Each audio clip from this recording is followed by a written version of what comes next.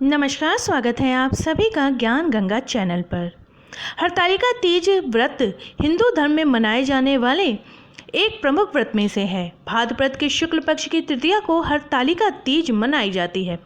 भाद्रपद के शुक्ल पक्ष की तृतीया को हस्त नक्षत्र में भगवान शिव और माता पार्वती के पूजन का विशेष महत्व होता है।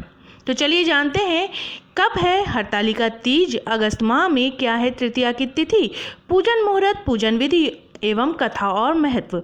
लेकिन वीडियो शुरू करने से पहले अगर आप मेरे चैनल पर नए हैं और अभी तक आपने इसे सब्सक्राइब नहीं किया है तो आगामी व्रत एवं त्योहारों की जानकारी प्राप्त करने के लिए आज ही मेरे चैनल को सब्सक्राइब कर लें, साथ में बेल आइकन को प्रेस कर दें ताकि आपको मेरे वीडियोस की नोटिफिकेशन मिलती रहे।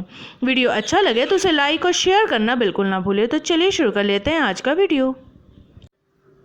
भारत का प्रमुख त्यौहार हरतालिका तीज भाद्रपद शुक्ल पक्ष की तृतीया के दिन किया जाता है। इस दिन गौरी शंकर का पूजन किया जाता है।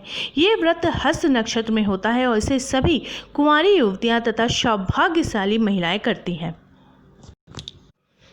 हरतालिका तीज 21 अगस्त 2020 दिन शुक्रवार को है। तृतीया तिथि का प्रारंभ होगा 20 अगस्त की रात 2:13 पर या 21 अगस्त की सुबह 2:13 पर और समापन होगा 21 अगस्त की रात 11:02 पर। हरतालिका तीज के लिए निम्न सामग्रियां आवश्यक होती है। गीली काली मिट्टी या बालू रेत, बेलपत्र, शमीपत्र, केले का पत्ता, धतूरे का फल एवं फूल, अकाव का फूल, तुलसी, मंजरी, जनेब, नाड़ा वस्त्र, सभी प्रकार के फल एवं फूल पत्ते। पार्वती माँ के लिए सुहाग सामग्री इस प्रकार है: मेहंदी, चूड़ी, बिछिया, काजल, बिंदी, कुमकुम, सिंदूर, कंघी, महावर, बाजार में उपलब्ध सुहाग पूड़ा आदि। इसके साथ ही पंचामृत बनाने के लिए श्रीफल, कलश, अबीर, चंदन, घी, तेल, कपूर, कुमकुम, घी, दीपक, घी, दही, शक्कर, दूध, शहद आदि का भी इस्तेमाल होता है। हरतालिका तीज के पूजन प्रातःकाल के पूजन मुहूर्त का समय रहेगा 21 अगस्त 2020 दिन शुक्रवार को सुबह 5:54 से 8:30 तक। कुल अवधि रहेगी पूजन की 2 घंटे 36 मिनट की। वहीं प्रदोष काल के पूजन का मुहूर्त रहेगा 21 अगस्त 2020 दिन शुक्रवार को शाम के 6:54 से रात के 9:06 तक। कुल अवधि रहेगी पूजन की 2 घंटे 12 मिनट की। हरतालिका पूजन प्रदोष काल में किया जाता है। प्रदोष काल अर्थात दिन रात के मिलने का समय। संध्या के समय स्नान करके शुद्ध व उज्ज्वल वस्त्र धारण करें। तत्पश्चात पार्वती तथा शिव की प्रतिमा बनाकर विधि विधान से पूजन करें। बालू, रेत अथवा काली मिट्टी से शिव, पार्वती एवं गणेश जी की प्रतिमा अपने हाथों से बनाएं। उसके बाद सुहाग की पिटारी में सुहाग की सारी सामग्री सजा कर रखें। फिर इन वस्तुओं को पार्वती जी को अर्पित करें। शिवजी को धोती तथा अंगोछा अर्पित करें और तत्पश्चात सुहाग सामग्री किसी ब्राह्मणी को तथा धोती अंगोछा ब्राह्मण को दे दें। इस प्रकार पार्वती तथा शिव का पूजन आराधना कर हरतालिका व्रत कथा सुने। फिर सर्वप्रथम गणेश जी की आरती, फिर शिव जी और फिर माता पार्वती की आरती करें। तत्पश्चात भगवान की परिक्रमा करें।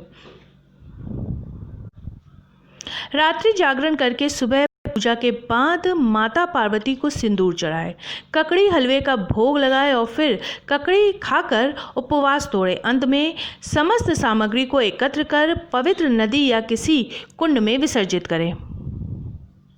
हरतालिका तीज की कथा अनुसार माँ पार्वती ने अपने पूर्व जन्म में भगवान शंकर को पति रूप में प्राप्त करने के लिए हिमालय पर गंगा के तट पर अपनी बाल्यावस्था में अधोमुखी होकर घोर तप किया। इस दौरान उन्होंने अन्न का सेवन नहीं किया।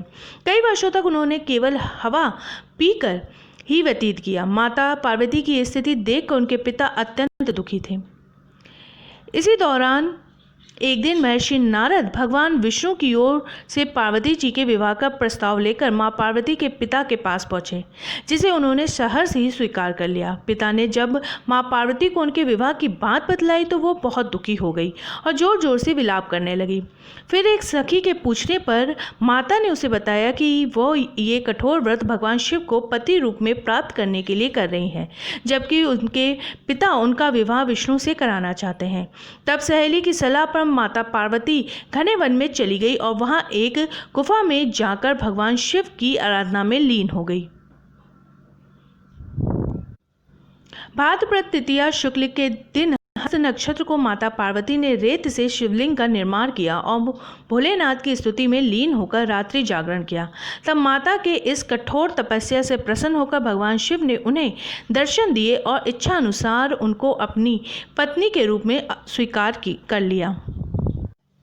मान्यता है कि इस दिन जो महिलाएं विधि विधान और पूरी निष्ठा से इस व्रत को करती है वो अपने मन के अनुरूप पति को प्राप्त करती है। साथ ही ये व्रत दाम्पत्य जीवन में खुशी बरकरार रखने के उद्देश्य से भी मनाया जाता है।